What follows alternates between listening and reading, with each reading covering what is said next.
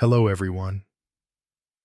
Tonight, we are gathering in the gentle hush of evening to talk about something that most people would rather avoid, but which quietly shapes the lives of millions: the unspoken sorrow of scent that clings to old age.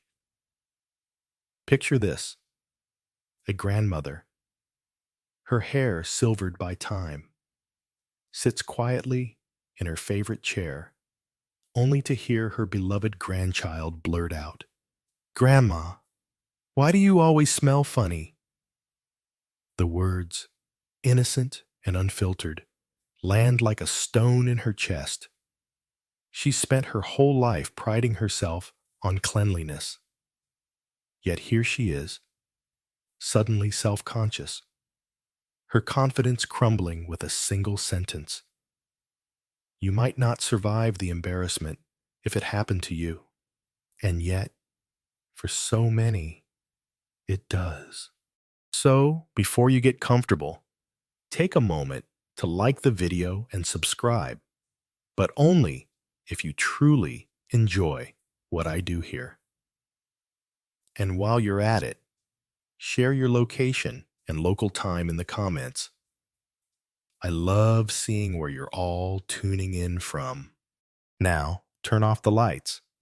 Maybe turn on a fan for a soft noise. And let's begin our journey tonight. Let me take you back to a moment that's haunted me for years. I was sitting in my clinic, the clock ticking softly, when Mrs. Park, a woman of 68, came in with tears in her eyes. She told me her grandson no longer wanted to sit on her lap. "He says I have a smell.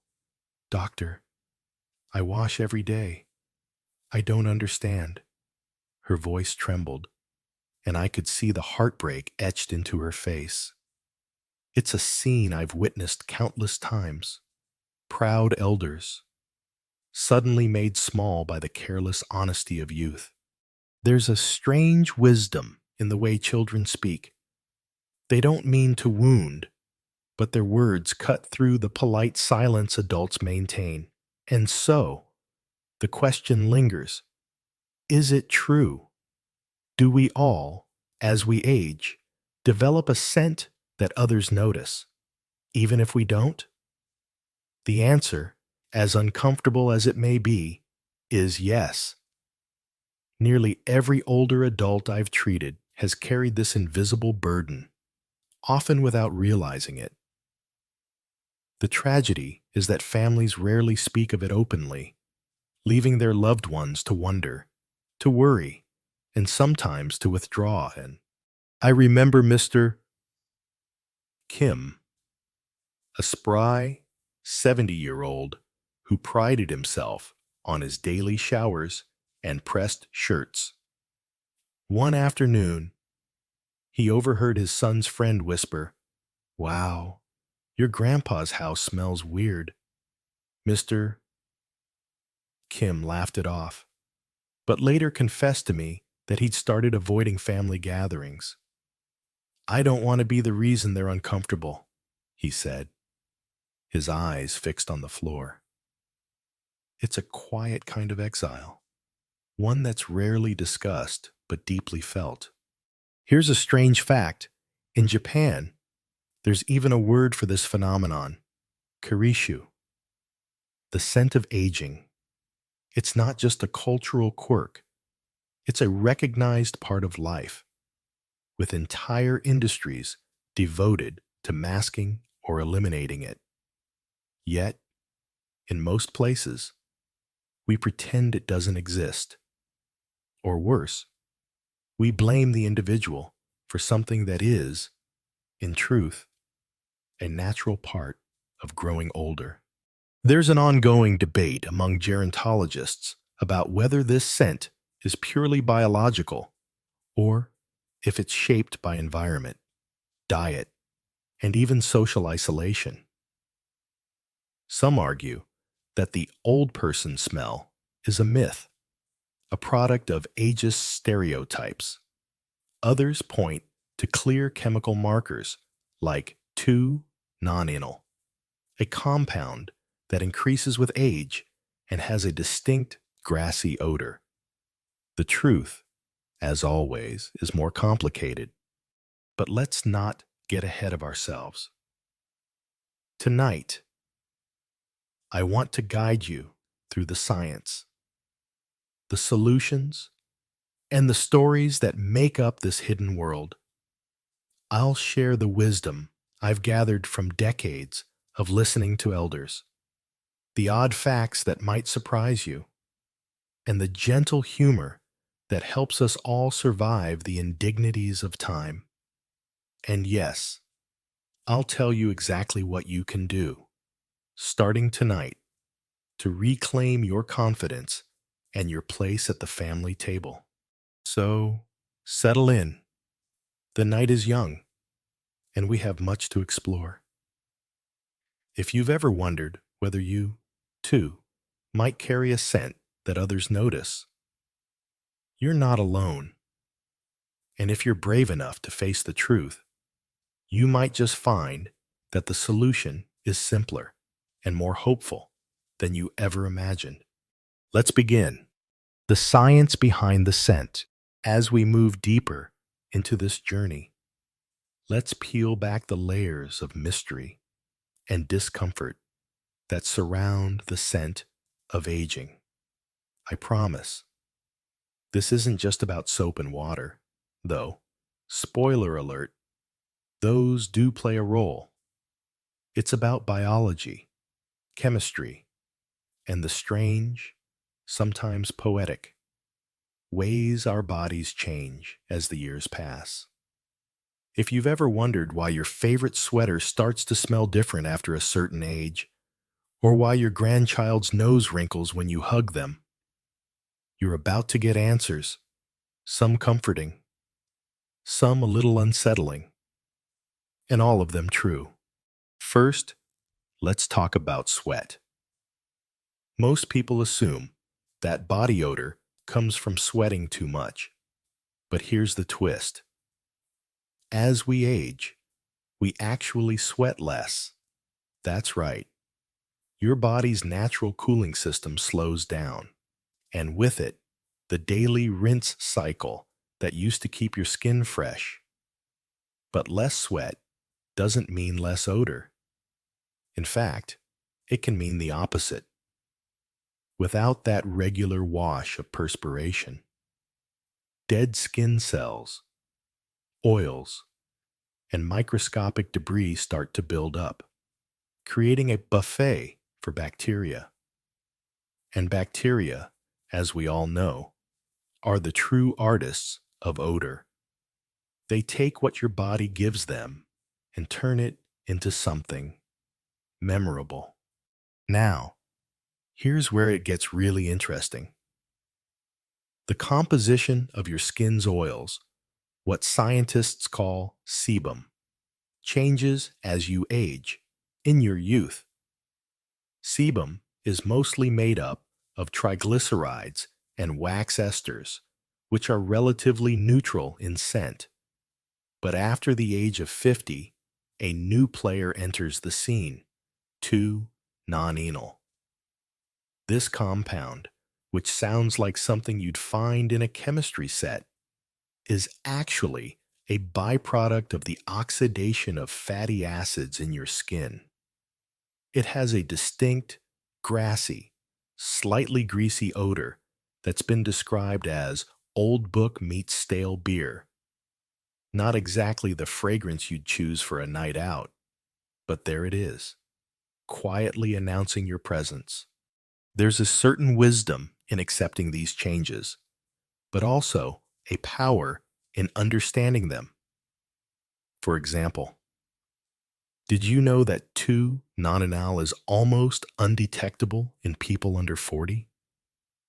It's as if your body waits until you've collected enough stories, enough laughter lines, and enough wisdom before it bestows upon you this invisible badge of honor, or, depending on your perspective, this olfactory curse. But the story doesn't end with skin. Your mouth, too, undergoes a transformation. Saliva production drops by as much as 40% after the age of 60, turning your once moist mouth into a desert where bacteria thrive. The result?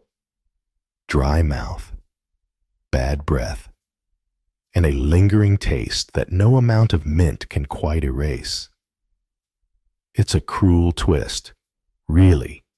Just when you want to share your stories, your mouth betrays you with a scent that says, maybe keep your distance. Here's a strange tidbit. In some cultures, the scent of aging is considered a sign of wisdom and respect. In others, it's a source of shame and isolation.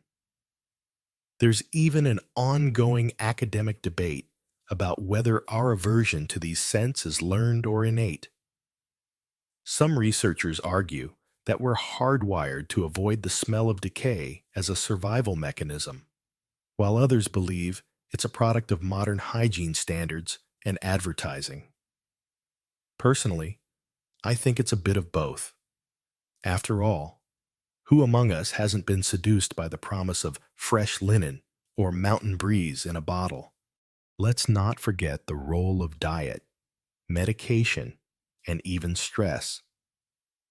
Certain foods, like garlic, onions, and spicy dishes, can seep through your pores, adding their own notes to your personal symphony of scent. Medications, especially those that affect hormone levels or liver function, can alter your body's chemistry in ways that are both subtle and profound. And stress? Well, stress makes everything worse, including how you smell.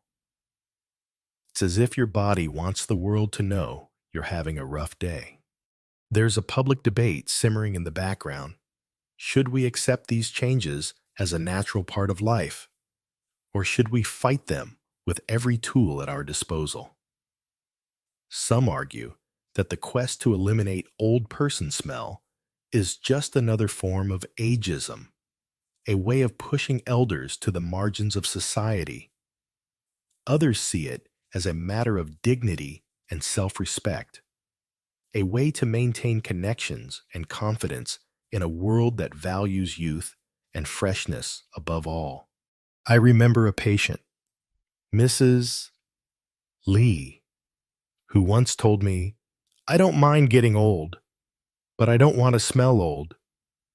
Her words stuck with me, a reminder that while we can't stop the march of time, we can choose how we respond to its footprints.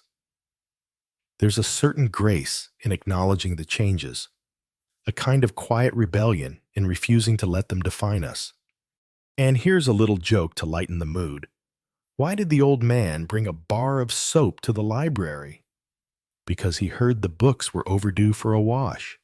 Okay, maybe not my best, but you try making hygiene funny. So, as we move forward, remember this. The scent of aging is not a failure of character or cleanliness.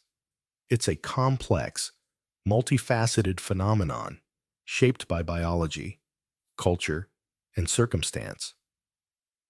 And while it may never disappear entirely, there are ways, simple, effective, and even enjoyable ways, to keep it in check. Next, I'll share the 3 pillars of prevention, the daily habits that can make all the difference. But for now, take a moment to appreciate the strange, beautiful, and sometimes frustrating ways our bodies tell the story of our lives, one scent at a time. The 3 pillars of prevention. Let's get practical, shall we? After all, what's the use of understanding the science if we can't do something about it?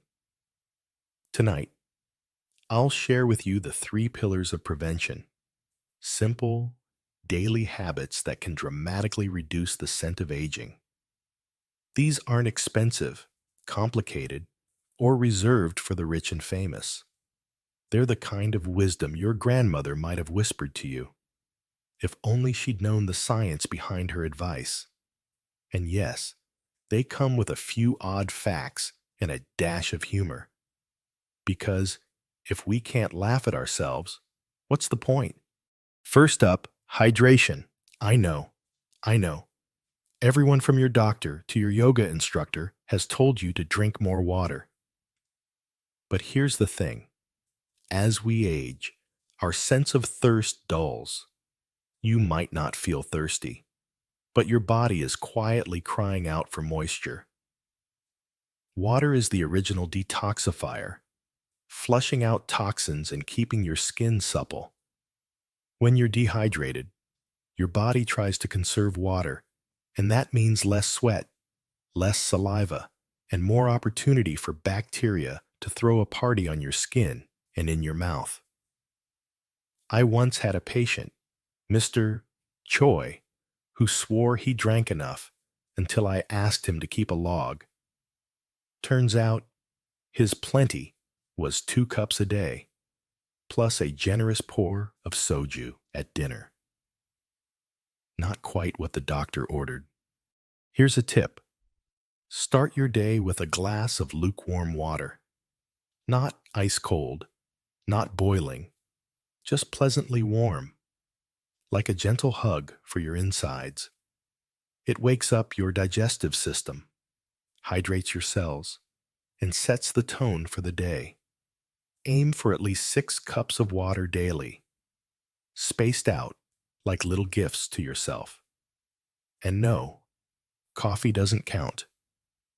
If you must have your morning brew, just promise me you'll chase it with a glass of water. Your skin and your loved ones' noses will thank you. Second, sunlight and movement. I'm not asking you to run a marathon or take up CrossFit. Just step outside. Let the sun kiss your skin and move your body. Sunlight has a natural antibacterial effect, helping to keep your skin's ecosystem in balance. Plus, a gentle walk gets your blood flowing, encourages a light sweat, and helps your body shed the microscopic debris that can lead to odor. There's something almost magical about the way a morning stroll can lift your spirits and clear your mind. I once met a 90-year-old woman who credited her daily walks for her youthful glow. She also claimed it kept the neighborhood gossip at bay. But that's another story. A strange fact. In Scandinavia, it's common for elders to air out their bedding and even themselves on balconies. Regardless of the season, there's a certain wisdom in letting the wind and sun do their work. And if you're worried about what the neighbors will think, just remember, they're probably too busy scrolling through their phones to notice. Now, the third pillar, gentle, regular cleansing. I can't stress this enough. Consistency beats intensity every time. You don't need to scrub your skin raw or bathe in expensive potions. What you do need is a daily ritual of washing with lukewarm water and a mild, unscented soap. Focus on the areas where skin folds, where sweat and oils collect, and where bacteria love to hide. I'll go into detail about those zones in the next section, but for now, trust me, a little attention goes a long way. Here's a public debate for you. Some dermatologists argue that daily showers are unnecessary, even harmful, for older adults with dry skin. Others insist that regular washing is essential for odor control. My take? Listen to your body. If your skin feels tight or itchy, try showering every other day, but never skip the critical zones. And always moisturize afterward. Dry skin cracks, and cracked skin is a playground for bacteria. Let's not forget the power of ritual. There's something deeply soothing about the act of caring for your body, of turning a mundane task into a moment of mindfulness. I once had a patient, Mrs. Han, who turned her nightly wash into a kind of meditation. She'd hum old songs, light a candle, and treat her skin with the tenderness she wished the world would show her. Her family noticed the difference, not just in her scent, but in her mood, her confidence, her willingness to join in at family gatherings. And now, for a little joke, why did the old lady bring a towel to the bank? Because she heard she might need to clean up her account. I promise, the jokes get better with age, just like us. Here's a marginal fact. Some researchers are exploring the use of probiotics. Yes, the same kind you find in yogurt, to balance the skin's microbiome and reduce odor. The idea is that by encouraging good bacteria, you can crowd out the bad ones that produce unpleasant smells. It's early days. But who knows? Maybe the future of hygiene is as simple as a spoonful of kefir. So, to recap, drink water, bask in the sun, and cleanse with care. These are the 3 pillars of prevention, the foundation upon which all other advice rests. They're not glamorous, but they work. And in a world obsessed with quick fixes and miracle cures, there's something quietly revolutionary about embracing the basics. As we move forward, I'll guide you through the most critical cleansing zones, the places where a little extra attention can make all the difference. But for now, take a moment to appreciate the small rituals that keep you connected to your body, your senses, and the world around you. After all, growing older is a privilege, not a punishment, and with a little care, you can carry your years with grace, and maybe even a hint of lavender. The 3 critical cleansing zones. Let's get into the nitty-gritty. The part where most people either tune out or lean in with morbid curiosity. The 3 critical cleansing zones. If you've ever wondered why, despite your best efforts, a certain mustiness lingers, it's probably because you're missing these key areas. I've seen it time and again, people scrubbing their arms and legs like they're prepping for sandblasting, while the real culprits go untouched. Tonight, I'll walk you through these zones, share a few stories from the trenches, and sprinkle in some odd facts that might just change the way you shower forever. First, let's talk about the folds. No, not the ones in your laundry. Though, let's be honest, those can get pretty musty too. I mean the folds of your body, neck creases, underarms, beneath the breasts, belly button, groin, behind the knees, and the crooks of your elbows. These are the places where skin meets skin, where sweat and oils collect, and where bacteria set up their own little communities. It's like a bustling city down there, only instead of coffee shops and bookstores, you've got colonies of microbes throwing a never-ending block party. I once had a patient, Mrs. Choi, who was meticulous about her hygiene, except for her neck folds. She'd wash her face and body, but the back of her neck? I can't see it, so I forget it. She admitted. After a gentle reminder and a week of focused cleansing, her family noticed the difference. "You smell like fresh laundry. Grandma," her granddaughter exclaimed. "Hammam pasesa habeashim." Sometimes, the smallest changes make the biggest impact. Here's a strange tidbit. The skin behind your ears is one of the oiliest spots on your body, yet it's often neglected in some cultures. Mothers check behind their children's ears to see if they've washed properly. A kind of olfactory report card. Maybe we should bring that tradition back, just for fun. Now, the second zone, hairy areas. I know it's not the most glamorous topic, but it's crucial. The scalp, armpits, chest, for some, and yes, even the lower regions. These are all places where hair traps sweat and oils, creating a perfect environment for odor-causing bacteria. I once joked with a patient, Mr. Park, that his hair was like a sponge for smells. He laughed, then sheepishly admitted he only washed his hair once a week. After upping his shampoo game, he reported not only fewer complaints from his wife, but also a newfound confidence at his weekly poker nights. There's an ongoing debate in dermatology circles about how often older adults should wash their hair. Some say daily, others say once or twice a week is enough. My advice? Listen to your scalp. If it feels greasy or itchy, it's time for a wash. And don't forget to massage your scalp with your fingertips. Think of it as a mini spa treatment. Minus the cucumber slices. Here's a marginal fact.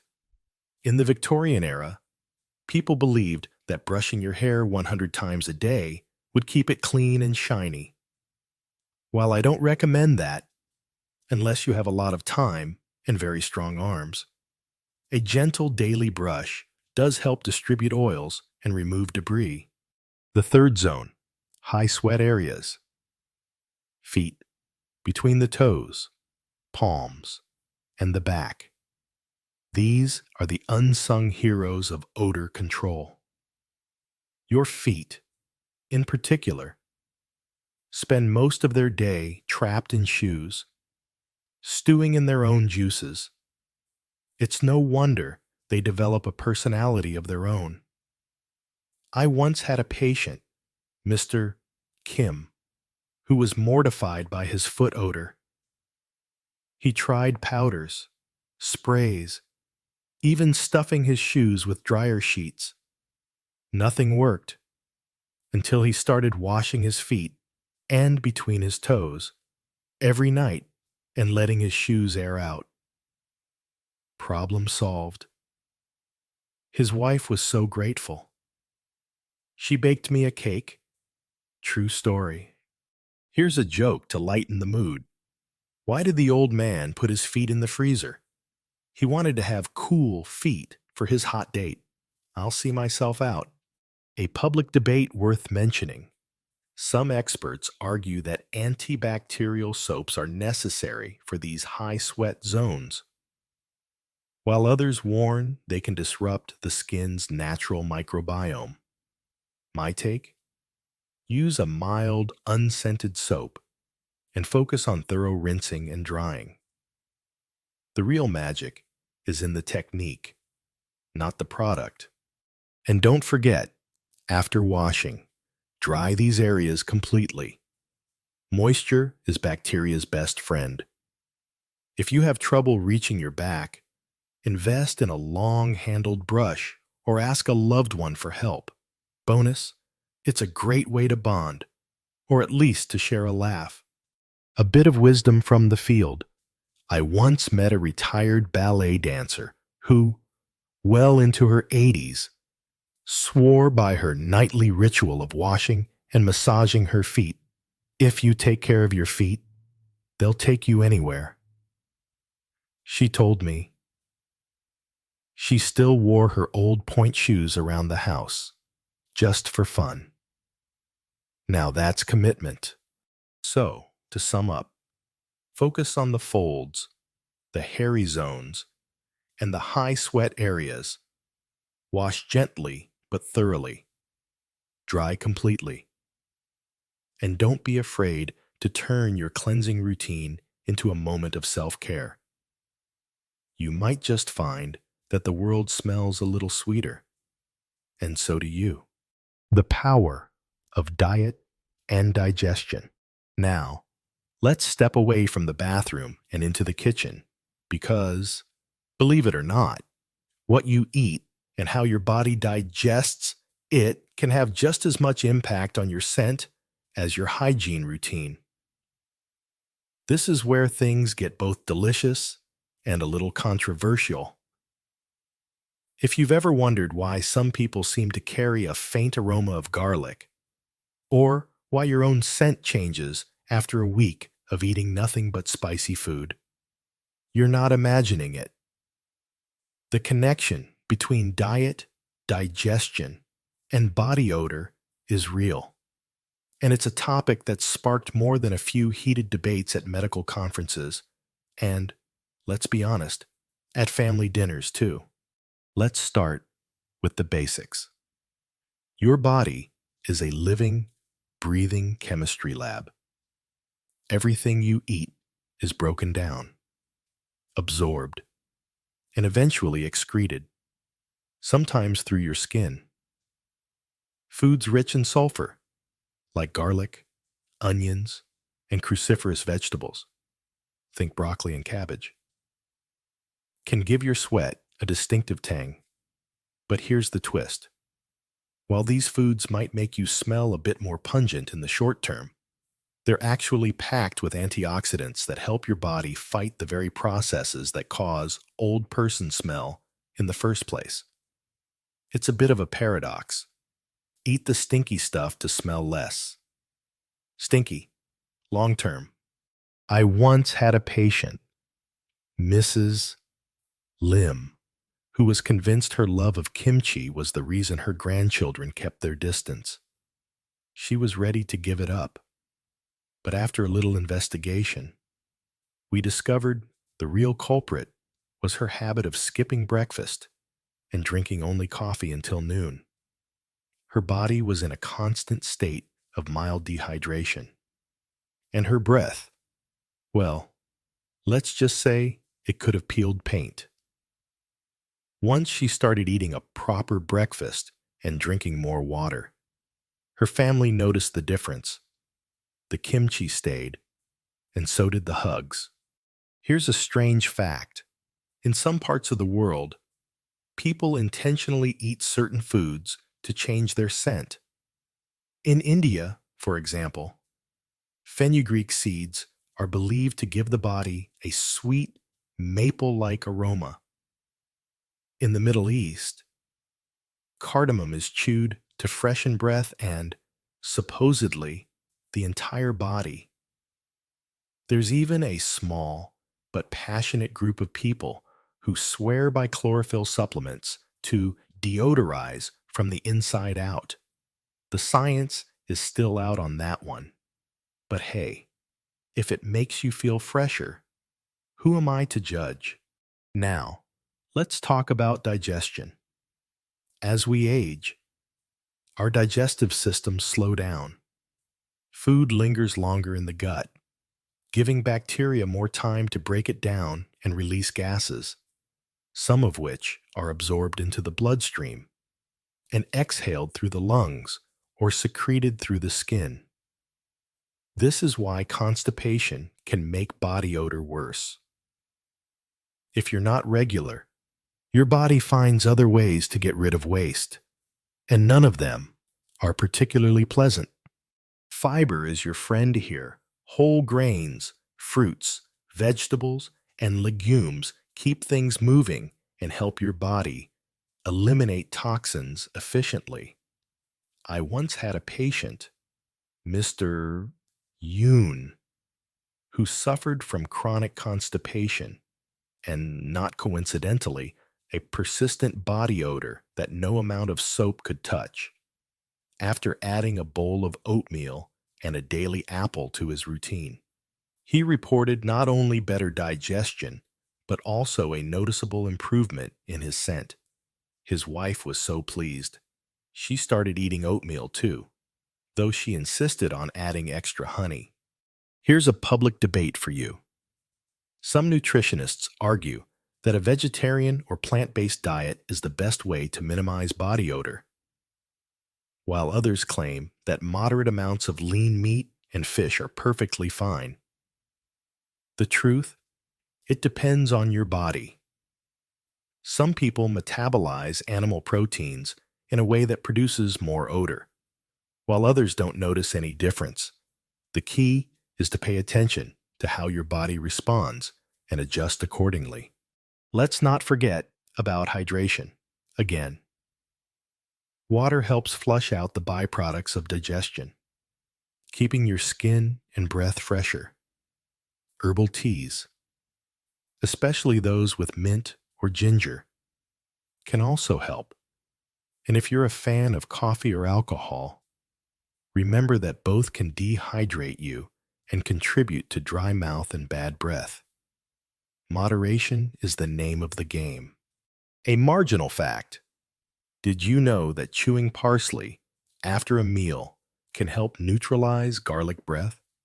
It's not just an old wives' tale. Parsley contains chlorophyll, which binds to sulfur compounds and helps carry them out of your system. So next time you enjoy a garlicky feast, don't skip the garnish. And now, a little joke to lighten the mood. Why did the tomato turn red?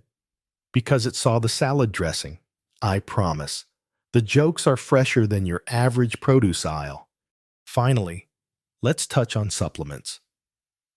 There's a booming market for pills and powders that promise to make you smell like roses. But the evidence is mixed at best. Probiotics, on the other hand, show some promise. By supporting a healthy gut microbiome, they may help reduce the production of odor-causing compounds.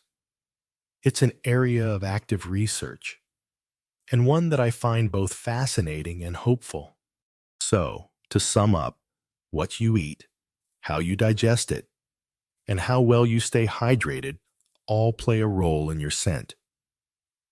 Embrace a diet rich in fiber, antioxidants, and plenty of water.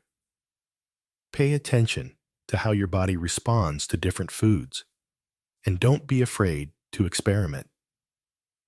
After all, growing older is about adapting, learning, and, if you're lucky, enjoying a few good meals along the way. Next, we'll explore the hidden world of fabrics and air, the unsung heroes, and sometimes villains of odor control. But for now, take a moment to savor the flavors of life, knowing that every bite is part of your story, and every story deserves to be told. The hidden world of fabrics and air. Let's drift now from the kitchen to the quiet corners of your home, the closets, the laundry baskets, the sunlit windowsills, if you've ever wondered why. Despite your best efforts with soap and salad, a certain mustiness still lingers. The answer may be hiding in your fabrics and the very air you breathe. This is the hidden world of odor, where cotton, polyester, and a stubborn old pillow can conspire against you. Tonight, I'll unravel the secrets of textiles, airflow, and a few oddball tricks that might just save your social life, or at least your next family gathering. First, let's talk about clothing. It's easy to forget that your clothes are, in a sense, a second skin. They absorb sweat, oils, and microscopic skin flakes all day long. If you're in the habit of wearing the same shirt for several days, no judgment, we've all been there. You're essentially marinating in yesterday's news. I once had a patient, Mr.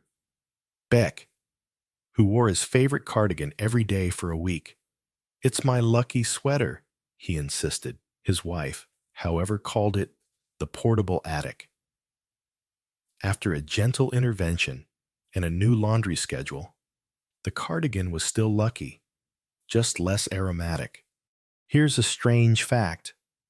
Synthetic fabrics like polyester and nylon are notorious for trapping odors, unlike cotton or linen, which breathe and release moisture.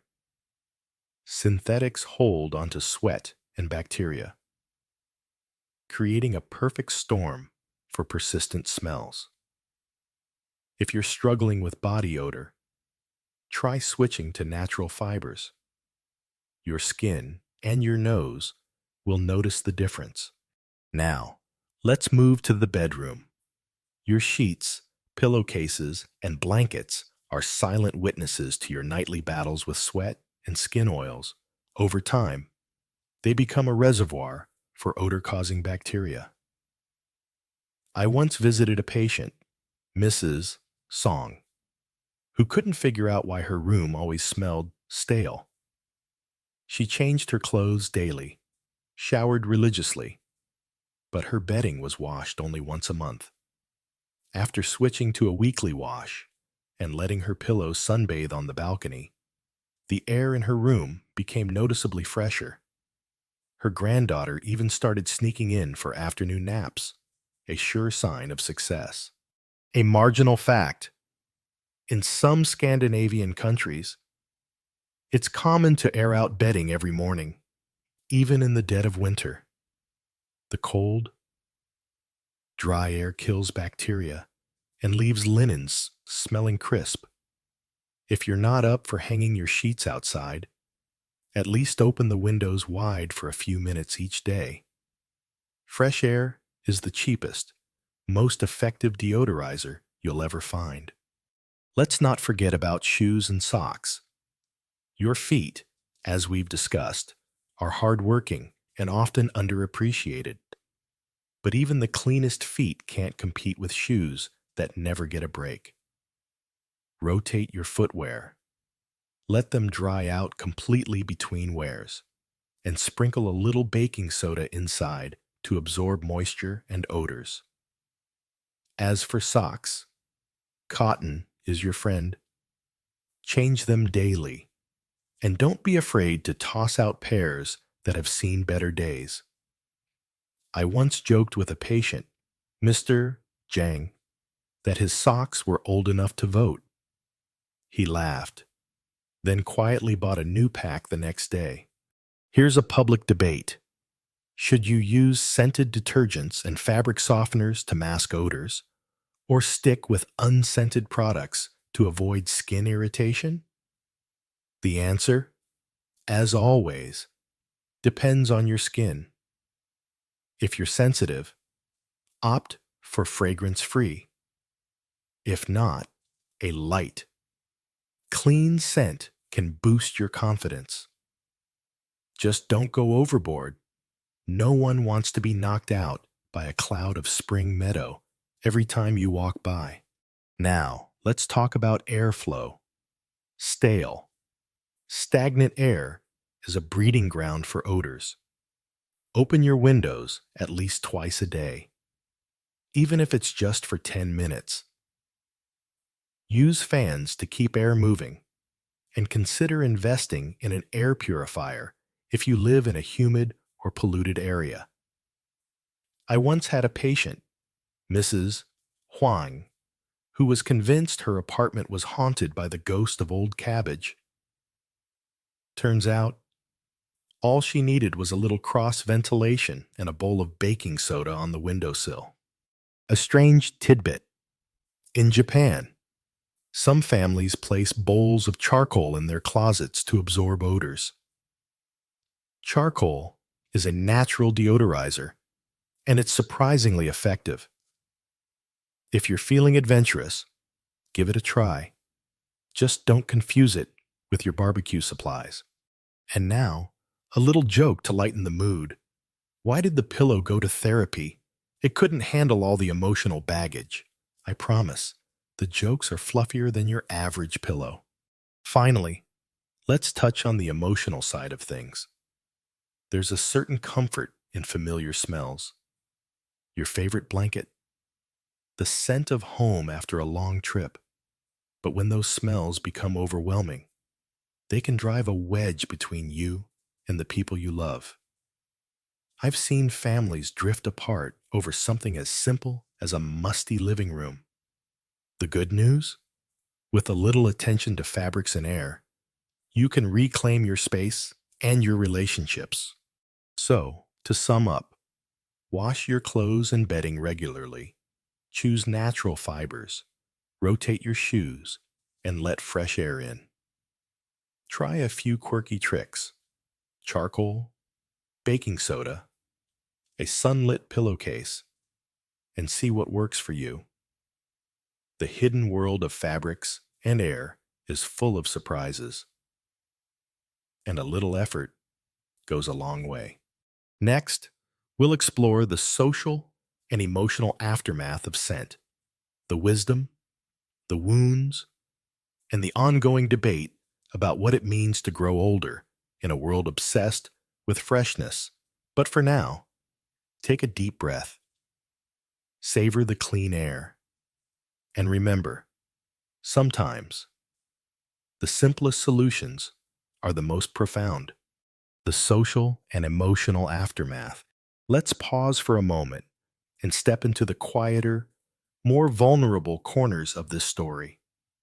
The places where scent is not just a matter of chemistry or cleanliness, but of connection, memory, and sometimes heartbreak. If you've ever felt the sting of a loved one pulling away, or the awkward silence that follows a well-meaning but blunt comment about that smell, you know that the social and emotional aftermath of scent can be profound. Tonight, I want to share with you the wisdom I've gathered from elders, the strange ways scent shapes our relationships, and the ongoing debate about age, dignity, and the right to take up space, odors and all. There's a peculiar wisdom that comes with age, a kind of gentle acceptance of the body's changes. But even the wisest among us can be wounded by the careless honesty of others. I remember Mrs. Park, who once confided, "I'd rather be invisible than be the reason my grandchildren wrinkle their noses." Her words were heavy with sorrow, but also with a quiet resilience. She started sitting at the edge of family gatherings, laughing a little less, hugging a little more cautiously. It's a pattern I've seen too often: elders withdrawing, not because they want to, but because they fear being a burden, or worse, a source of discomfort. Here's a strange fact. In some cultures, the scent of elders is cherished, even celebrated. In parts of West Africa, for example, the aroma of shea butter and earth is associated with wisdom and protection. Grandchildren are encouraged to sit close, to listen, to learn. Contrast that with the sterile, scentless environments of many Western care homes, where the faintest whiff of old is met with sprays, wipes, and whispered complaints. It's a stark reminder that our attitudes toward aging and the bodies that carry us there are shaped as much by culture as by biology. There's an ongoing academic debate about whether our aversion to the scent of aging is innate or learned. Some anthropologists argue that it's a survival mechanism, a way for younger members of a group to avoid illness. Others point out that in societies where elders are revered, their scent is not only tolerated but embraced. I find myself somewhere in the middle. Yeah, there are biological reasons for our reactions, but there's also a powerful cultural script at play, one that tells us youth is fresh, desirable, and clean, while age is something to be masked or managed. Let's not underestimate the emotional toll this takes. I've seen elders become hyper-aware of their bodies, scrubbing, spraying, and apologizing for things beyond their control. I've seen families tiptoe around the subject, afraid to offend, but also unwilling to address the issue head-on. The result is often a kind of silent suffering, a loneliness that lingers long after the scent has faded. But there's hope, and it comes in the form of honesty, humor, and a willingness to adapt. I once worked with a family who decided to tackle the issue together. They turned hygiene into a shared ritual, with grandchildren helping to air out bedding, sons and daughters rotating shoes, and everyone laughing about the Great Sock Purge of 2022. The result? Not just a fresher smelling home, but a stronger sense of connection and mutual respect. Here's a joke to lighten the mood. Why did the grandmother bring a broom to the family reunion? She wanted to sweep everyone off their feet with her charm, not her scent. Okay, maybe a little of both. A marginal fact. Some psychologists believe that our sense of smell is the most emotionally charged of all our senses. Scents are processed in the same part of the brain that handles memory and emotion, which is why a single whiff can transport you back decades to your mother's kitchen, your grandfather's workshop, or the first time you held your own child. It's no wonder, then, that changes in our scent can feel like a loss of identity or a threat to our place in the world. There's a public debate simmering about how much we should accommodate the natural changes that come with age. Should we expect elders to conform to the standards of youth? Or should we expand our definition of what's acceptable? Some advocate for more education and empathy, arguing that a little understanding goes a long way. Others push for stricter hygiene protocols in shared spaces, citing public health concerns. The truth, as always, lies somewhere in between. Here's a bit of wisdom I've learned. Dignity is not about being scentless, spotless, or ageless. It's about being seen, heard, and valued, just as you are. The rituals we've discussed, hydration, cleansing, fresh air, and good food, are not just about odor control. They're about self-respect, about showing up for yourself and for those you love. So, as we move toward the close of our journey tonight, I invite you to reflect on the ways scent has shaped your own life. The comfort of a parent's embrace, the nostalgia of a childhood home, the bittersweet ache of loss. These are the stories that linger long after the last drop of perfume has faded. Next, we'll explore the ritual of renewal and hope, a gentle meditation on reclaiming dignity, embracing change, and finding beauty in the small, everyday acts of self-care. But for now, hold close the wisdom of your years. And remember, you are more than your scent.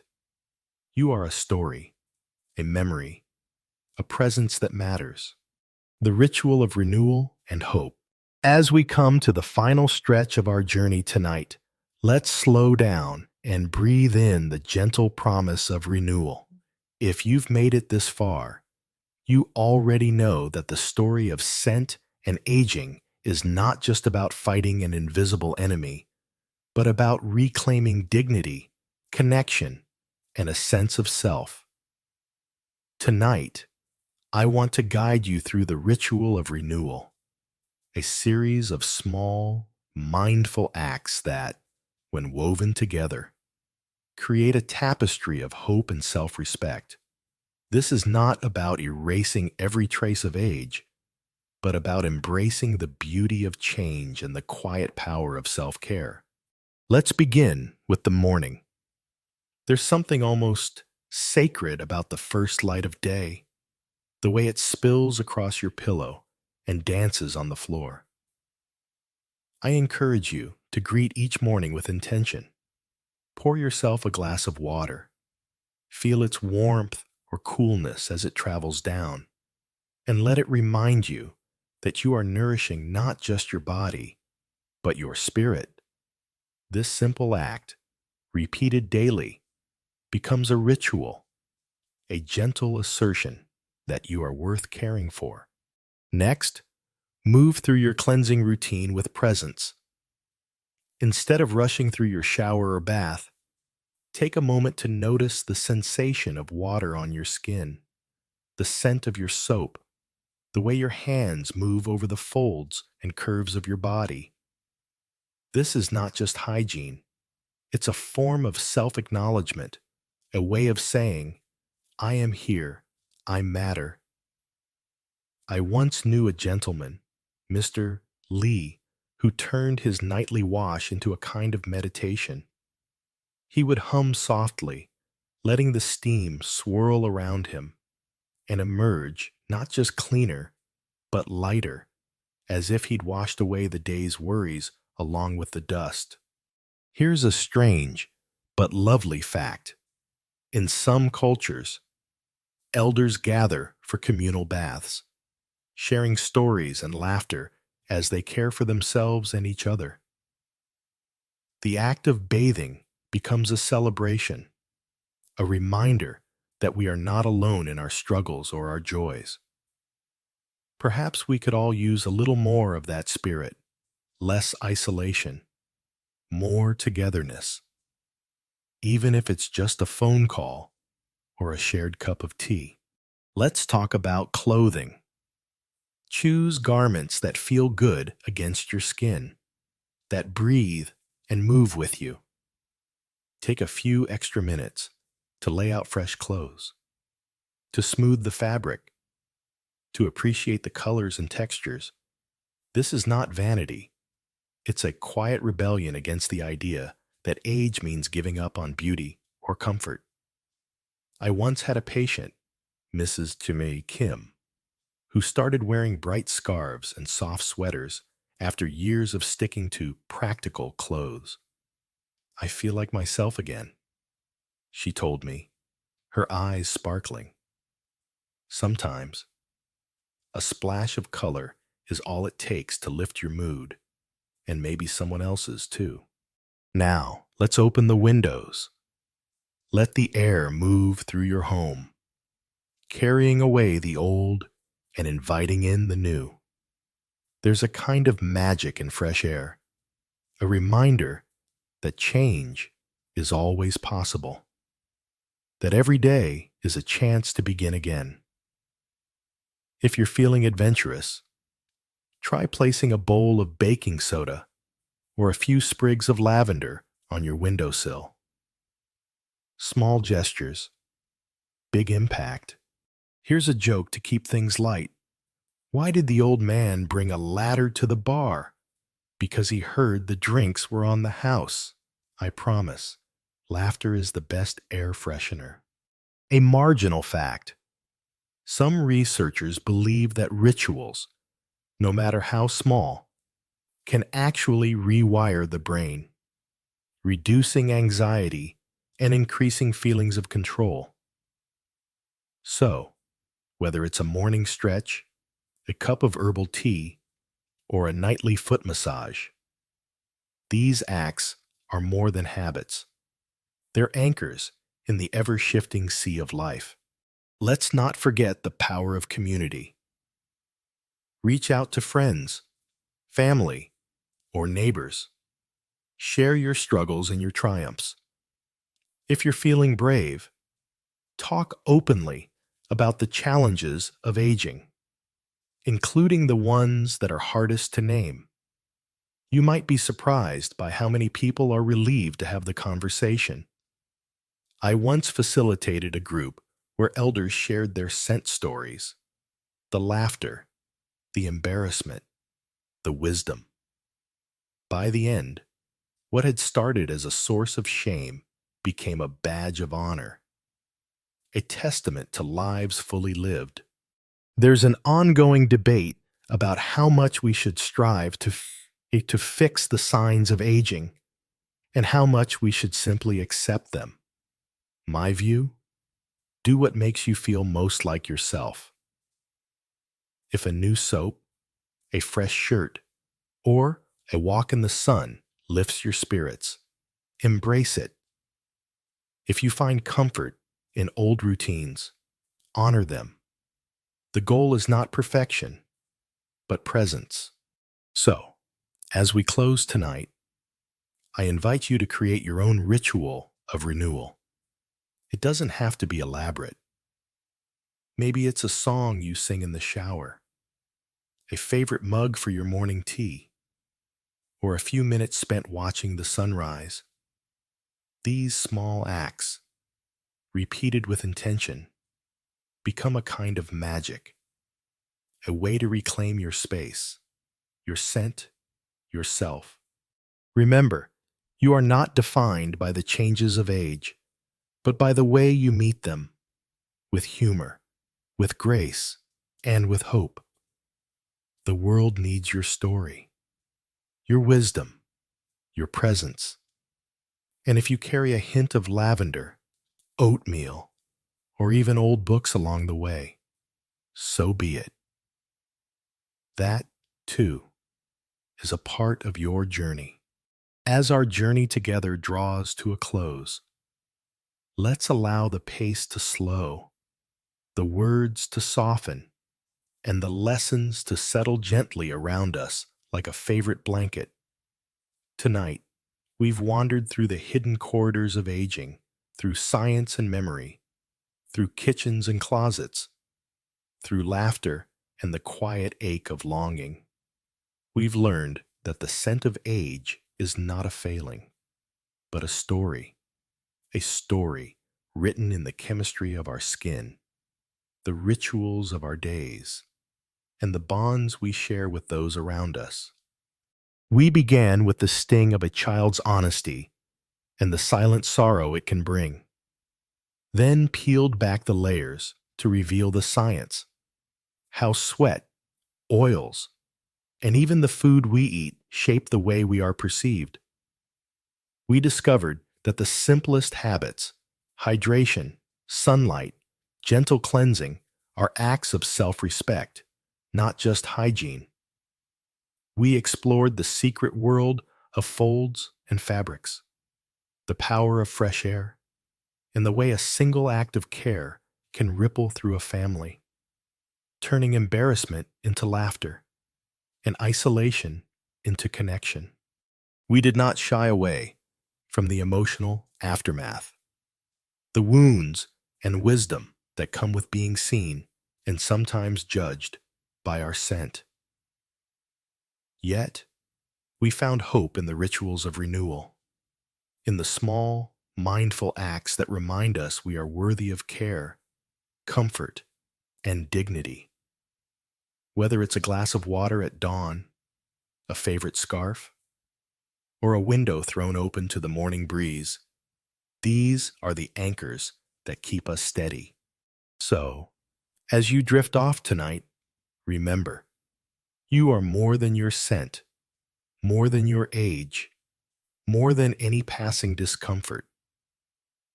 You are a story still unfolding, a presence that matters.